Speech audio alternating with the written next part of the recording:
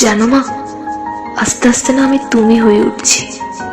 এই বাড়িতে এখন আমি সকালবেলা উঠি, বিকেল শেষে আমার শরীরেও ঘামের গন্ধ হয়।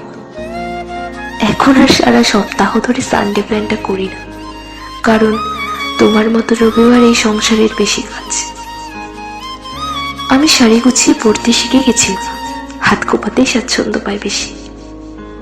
সারাক্ষণ আর মুঠোফোনে মুখ গুজে থাকি না, তুমি নেই তো এইসব কাজ কে করবে? ঘড়ির কাঁটার সাথে সবসময় তর্ক করি। ছাতা খুলে গিয়ে বাজার ফেরত অকাল বৃষ্টিতে ভিজতে ভীষণ বিরক্ত লাগে, যে বৃষ্টির প্রতিটা ফোঁটা দু হাত মিলে উপভোগ করতাম কোনো এক সময়। কাটা আঙুল দিয়ে দিব্যি মশলা বাটি, জানো মা, এখন আর জ্বালা করে না।